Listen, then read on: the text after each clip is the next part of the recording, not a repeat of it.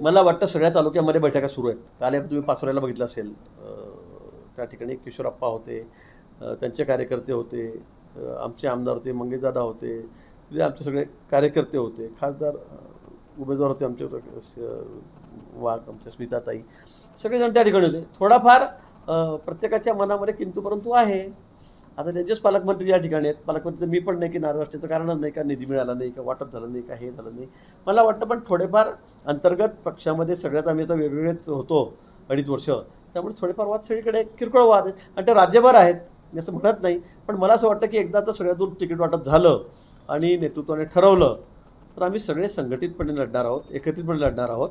आणि तुम्ही बघा निकाल, अतिशय पॉझिटिव्ह निकाल येतील. म्हणजे तुम्हाला आश्चर्य वाटेल, सगळे तुमचे सगळे मीडियाचे सर्वे वगैरे सगळे फ्लॉप होतील, अशा पद्धतीने निकाल राज्यामध्ये येणार आहेत. हो, पण एक अजून असं आहे की राज्यभर तुम्ही संघटन मोर्चाची भूमिका घेतात.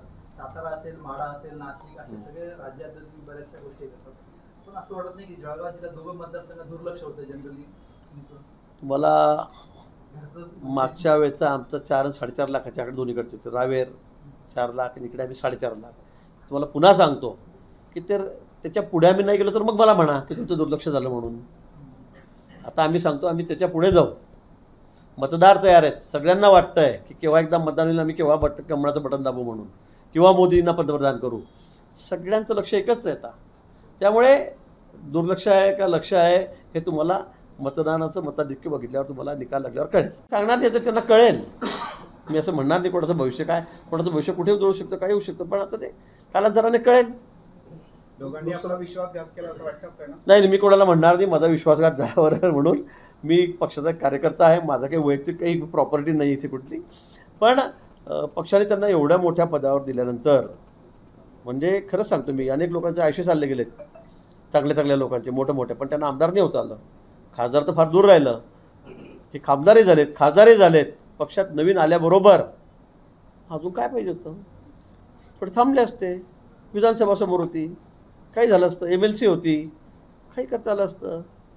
पण लगेच एखादा पक्षाचा निर्णय घेतल्याबरोबर तुम्ही इकडे जाऊन तिकडे शिवबंधन बांधायचं आणि परत देवेंद्रजीवर पक्षावर टीका टिप्पणी करायची, मला वाटतं हे काही योग्य नाही. आणि आता जास्त न बोलल्यापेक्षा मला असं वाटतं की आता निवडणुका समोर आहेत, तुम्ही तिकडे गेलेला आहात ना, आता उमेदवारी घेतलेली आहे ना, आता लढा. मी तुम्हाला तेच सांगतोय की आम्हाला मागचे रेकॉर्ड तोडायचं आहे. निकाल आल्यावर आपण बोलू. मी सांगेल की जळगाव जिल्हा हा भाजपचा बालेकिल्ला आहे. इथे पक्षाला मानणारे लोक आहेत, मोदींच्या नेतृत्वावर विश्वास ठेवणारे लोक आहेत. इथे आमचे मित्र शिवसेना शिंदे गटाचे 3-3, 4-4 आमदार या ठिकाणी आहेत. इथे राष्ट्रवादीचे मंत्री एक या ठिकाणी आहेत. सगळे आम्ही सोबत आहेत, RPI आमच्या सोबत आहोत. आणि हा जिल्हा तर आम्ही सगळे मिळून, म्हणजे पूर्वीही भाजप तुम्ही बघितलं असेल, आम्ही दोन्ही खासदार आमचेच होते, आमची ज्या ठिकाणी जिल्हा परिषद आमचीच होती, MLC आमचेच होते, आतापर्यंत 4-5 टर्म झाले आमचेच आहे सगळे या ठिकाणी. आमचं म्हणजे भारतीय जनता पक्षाचं आहे. मित्रपक्ष आमच्या सोबत आहेत, शिवसेना आहेत, गुलाबभाऊ मंत्री आहेत, अनिलदादा मंत्री आहेत आता राष्ट्रवादीचे, आम्ही सगळे सोबत आहोत. आणि आता तर मग खरं म्हणजे इतकी अनुकूल परिस्थिती मला वाटतं पहिल्यांदा आहे. आणि शेवटी मोदीजींचा जलवा आहे, त्यांचं नेतृत्व आहे, लोकांचा त्याच्यावर विश्वास आहे, भाजपवरचा विश्वास आहे. आणि त्यामुळे यावेळेला मागचं सुद्धा रेकॉर्ड तुटेल 4.5 लाख मतांचं, एवढंच मी आपल्याला सांगेन. मला वाटतं पक्षश्रेष्ठी ज्या वेळेला विचारतील त्यावेळेला विचारा, मी उत्तर देऊ, त्यावेळेला त्याला सांगू काय असेल नसेल ते. आम्हाला आता विचारलं तर आता ते म्हणता मी डायरेक्ट त्यांची वरती हॉटलाईन आहे, तर मग आम्हाला कोणी विचारणार पण नाही कदाचित. त्यांचा प्रवेश झालाय का भाजपमध्ये एकनाथ खडसेंचा? ते त्यांनीच सांगावं ना, ते मला काय माहिती. ते दिल्लीला कसे गेले, मग आता प्रवेश झाला असता, ते एवढं मोठं नेतृत्व आहे राज्याचं, तर ते कळालं असतं ना. खडसे म्हणजे काही छोटे कार्यकर्ते आहेत का की कोणीतरी गळ्यात रुमाल टाकला आणि झाले म्हणून? ते राज्यातलं मोठं नेतृत्व आहे.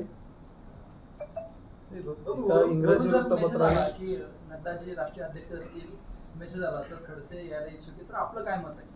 ते माझं काय मत आहे, जे पक्षाचं मत असेल ते माझं मत असेल. मी काय पक्षाच्या विरोधातला माणूस नाही आहे. मी काय असं पक्ष नाही म्हटलं आणि मी हो म्हणेल की पक्षाने हो म्हटलं तर मी नाही म्हटलं असं नाही.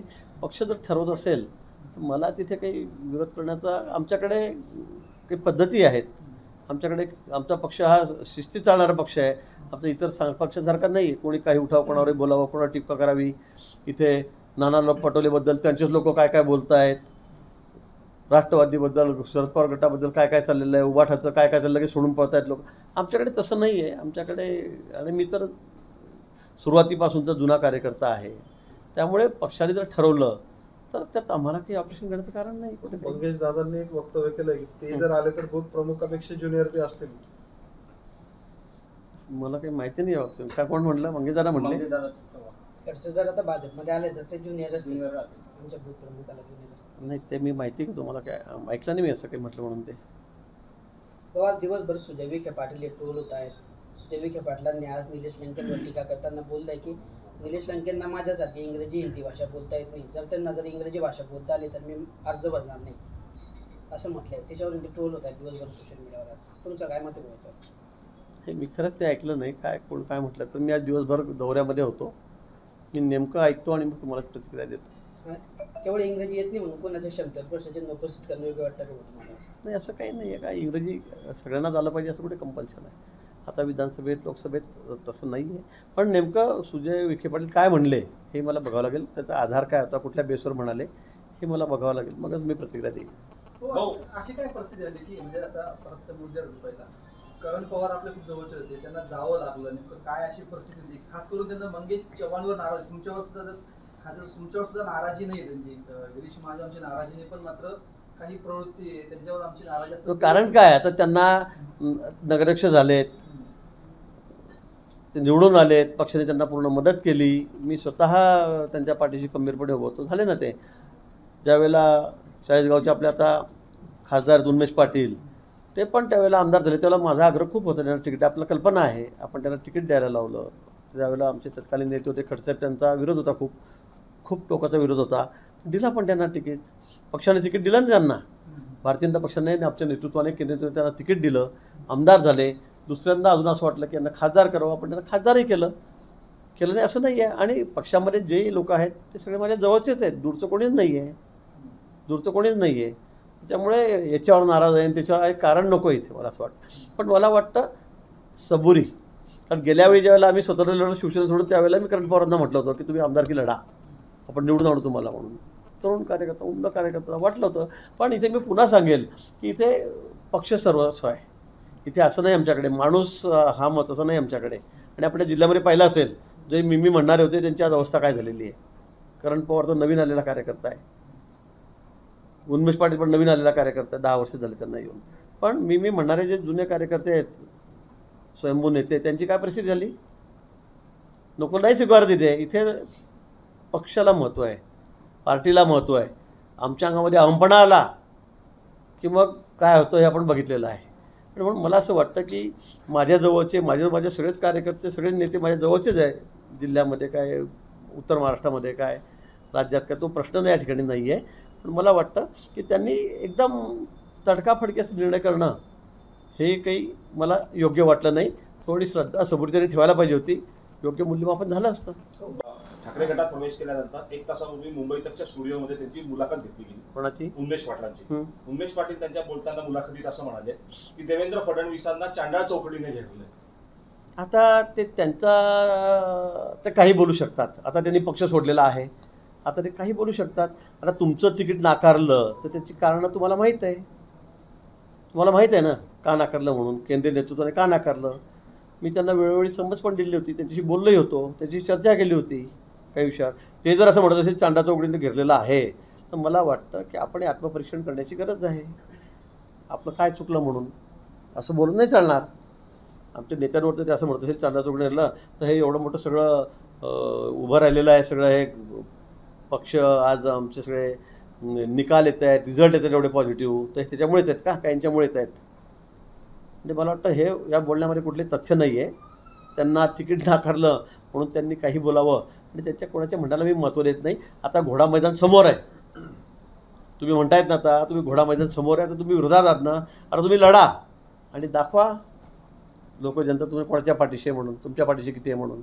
काय कारण आहे नाकारल्याचं त्यांनी? तुम्ही म्हटलं की त्यांना समजवलं होतं, काय कारण आहे? नाही आता मी आता काही सार्वजनिक बोलण्याच्या गोष्टी नाही आहेत, पण त्याच्याशी मी चर्चा केली होती. मी त्यांना बोललो होतो, वर्षभरापासून त्यांना सांगत होतो, काही गोष्टी बोललेलोही होतो. तर तुम्हाला सांगण्याची म्हणजे सांगण्यासारख्या काही आवश्यकता नाही आहे, अंतर्गत काही गोष्टी होत्या. पण मला वाटतं आपल्या चुका लपवण्यासाठी आपण कोणावर आरोप करायचे, चांडा चौकडीने घेरला याने त्याला, तर त्यांनी पात्रता आहे का आपली देवेंद्रजीबद्दल बोलण्याची. ते पक्ष सोडला म्हणून आपण काही बोलायचं योग्य नाही. बहुतेकने असं म्हटलंय की आज त्यांनी स्पष्ट केलं की मला उमेदवारी मिळाली म्हणून मी उमेदवारी मिळाली नाही म्हणून मी पक्षाने सोडला आहे. तर बदलाचं राजकारण भाजपमध्ये केलं जात होतं, बैठकांना डावलणं वगैरे असे. कोणत्या बैठकांचा डावला? आता खासदार होते, आता अजून खासदार आहेत ते, त्यांना कुठे डावललेलं आहे? काहीतरी कारण सांगायचं. कोणत्या बैठकांना डावललं त्यांना? कोणत्या बैठका झाल्या? तिकीट द्यायला मी तर एकचदा आलो, आज दुसऱ्यांदा जिल्ह्यामध्ये आलो. कोण कोणाला डावललेलं इथे? तुम्हीच पहिल्यांदा सांगता की मी पक्षाचाच आहे, मी पक्षाचंच काम करेल, कार्यकर्ता म्हणून काम करेल, आणि लगेच राजीनामा देतात आणि मला डावल नाही म्हणतात. मला वाटतं असं काहीतरी बोलावं संबंधित ते काही योग्य नाही. पण मला असं वाटतं की त्यांनी फार चूक केलेली आहे. पुढे त्यांना भविष्य होतं या पक्षामध्येच, दोघांनाही त्याचं भविष्य होतं, पण त्यांनी खूप घाई केली आणि आज त्यांना त्याचं नंतर कळेल की आपण काय चूक केली म्हणून. समर्थक होते, आपण त्यांना राजकारणामध्ये खूप मदत केली आणि आज त्यांनी अशी भूमिका घेतलेली. हे खरं आहे. अनेक लोक आहेत जे पक्षामध्ये आलेत. मी कोणाला मोठं करणारा नाही आहे, पक्ष मोठा करणारा असतो. अनेक लोकांना असं वाटतं की आम्ही कोणाला तरी मोठं केलं, आमच्यामुळे कोणी मोठं झालं, कोणी म्हणतं रस्त्यावर उचललं, कोणी गटारातून उचललं, कोणी उकरड्यावर उचललं. तसं काही नसतं. ठीक आहे, ज्याला त्याला संधी मिळत असते तो मोठा होत असतो. पण मला वाटतं आपल्याला लाँग टर्म जर राहायचं असेल तर आपण थोडा संयमही ठेवला पाहिजे, सबुरी ठेवली पाहिजे. आणि इतक्या तात्काळ 2 वेळा आपल्याला पदं मिळाल्यानंतर एवढी मोठी आमदारकी खासदारकी लोकांचे आयुष्य खपून गेले हो, त्यांना नाही मिळत हे. पण आपल्याला इतकं तात्काळ मिळाल्यानंतर आपण इतकी घाई करावी, मला वाटतं हे काही योग्य झालेलं नाही. निर्णय चुकला असं वाटतं त्याचा? निश्चित त्यांचा निर्णय चुकलेला आहे. म्हणजे खासदारकी एकदा गेली आणि लगेच 15 दिवसामध्ये आपण निर्णय करू लागला तर पक्ष सोडायचा, मला वाटतं हा निर्णय कोणाला पचणारा नाही आहे आणि मला पण काही पटलेला नाही आहे. आता त्यांचे काय आराखडे आहेत त्यांनी आता ते दाखवावेत. त्यांचं मन वळवण्याचा काही प्रयत्न केला? नाही, मग माझं त्याचं बोलणं झालेलं नाही, माझा त्याचा संपर्क झाला नाही, त्यांनी मला संपर्क केलेला नाही, माझं त्यांचं बोलणंही नाही. ठाकरे गटाला उमेदवार मिळाला नाही, शेवटी भाजपमधून जे आहेत उमेदवार आहेत त्यांनाच उमेदवारी द्यावा लागली. भाजपला जड झाली होय काय वाटतं? मी तुम्हाला तेच सांगलं की मागच्या वेळेला आम्ही 4.5 लाखाच्या वर मताधिक्य घेतलेलं होतं. जळगाव जिल्हा भाजपचा बालेकिल्ला आहे. भारतीय जनता पक्षाला, मित्र पक्षांना मानणारा आम्ही सगळे, भाजप आणि शिंदे गट, राष्ट्रवादी, आम्ही ज्या ठिकाणी आहोत. आता इथे दुसरं शिल्लक कोणी राहिलेलं नाही. मला वाटतं एक रावेरचे आमदार काँग्रेसचे सोडले तर मला असं वाटतं की सगळे 10चे 10 आमदार या ठिकाणी आमचे आहेत. MLC आहे, खासदार आहेत, जिल्हा परिषद आहे, बँक आहे, दूध संघ आहे, सगळं आमचंच आहे, सगळं मित्रपक्षाचं आमचं मिळून. त्यामुळे मला वाटतं उभाटाला कुठेही ते संधी नाही आहे. पण बिचाऱ्यांना जागा त्यांच्या वाटेवर आलेली आहे, कोणीतरी उमेदवार लागतो आणि म्हणून त्यांनी त्यांच्या हातामध्ये शिवबंधन मानलेलं आहे. गाजलेला प्रश्न म्हणजे एकनाथ खडसेंचा भाजप प्रवेश, आणि प्रवेश झाल्याचं एका इंग्रजी दैनिकाने प्रथम पहिल्या पानावरती दिलेलं आहे. खडसेंनी दिल्लीत भाजपच्या वरिष्ठ नेत्यांची भेट घेतली अशी पण माहिती आहे. चांगलं आहे. आणि शरद पवार गटाला विश्वासात घेऊन भाजपमध्ये जाणार वा, असल्याचं हा एखादा नवीन चांगला प्रकार निघालेला आहे. त्यांना विश्वासात घेऊन, ज्या पक्षाने मला आमदार केलं त्यांना विश्वासात घेऊन मी आता दुसऱ्या पक्षात जाणार आहे. चांगलं आहे. नक्की वस्तुस्थिती काय भाऊ? म्हणजे नाही, मला काही त्यांच्याबद्दल माहिती नाही. ते कुठे गेले काय गेले, मी आता तुमच्या चॅनलच्या तुम्हीच प्रश्न विचारत होता की कुठे गेले काय गेले, ते सांगते मला कोर्टाचं काम होतं. नंतर मग मी तिथे गेलो, मग भेटीगाठी होत असतात. चांगलं आहे, भेटीगाठी होत असतात. मधला जो काही काळ आहे तो एकनाथ खडसे भाजपवर टीका करताना बघायला मिळत नाही, तुमच्यावर करताना बघायला मिळत नाही, तुम्ही सुद्धा त्यांच्यावरती टीका करताना तसे दिसत नाही. त्याच्यामुळे बरेच तर्क नाही, माझा काही प्रश्नच नाही हो. माझं अगदी जे ते मत स्पष्ट आहे. जे आमचे ते आमचे, जे आमचे नाही ते आमचे नाहीत. समजलं का? आता परवा ते म्हटले होते की भाजपला कुत्र विचारत नव्हतं. मी त्यावेळेला बोललो आपल्याशी, भाजपची परिस्थिती अशी कधी नाही आहे आणि आपण ज्यावेळेला आला त्यावेळेला अनुकूल काळ होतं. तुम्ही पहिल्यांदा इकडे पक्षात आल्याबरोबर आमदार झालेला होता इथे. तुम्हाला काही फार तुम्ही प्रचार करत फिरले पक्षाचा आणि पक्षाच्या वाढीसाठी का कुठे आमच्या संघाच्या कामासाठी, RSSच्या कामासाठी कुठे फिरत होतात, कुठे प्रचारक होतात, असं नाही आहे. तुम्ही 90ला इथे पक्षामध्ये आला आणि लगेच तुम्हाला तिकीट दिलं आणि तुम्ही आमदार झालात. 95ला तुम्ही मंत्री झालात. सतत 6 टर्म तुम्ही निवडून आलात. 15 वर्ष 20 वर्ष तुम्हाला लाल दिव्याची गाडी होती. मंत्री पण होते, विरोधी पक्षनेते पण होते. अजून काय केलं पाहिजे पक्षाने तुमच्यासाठी? पण ते धडपड करतायत भाजप देण्यासाठी, असं तुम्ही बऱ्याच वेळेला सांगितलेलं आहे. तिच्यावर ते बोललेत भाऊ की बाबा एवढे कार्यकर्त्यांची भेट घेतल्यानंतर मी प्रवेश माझे त्यांच्यापेक्षा जास्त वरिष्ठांशी संबंध आहे. मोदी ते मी ऐकलं.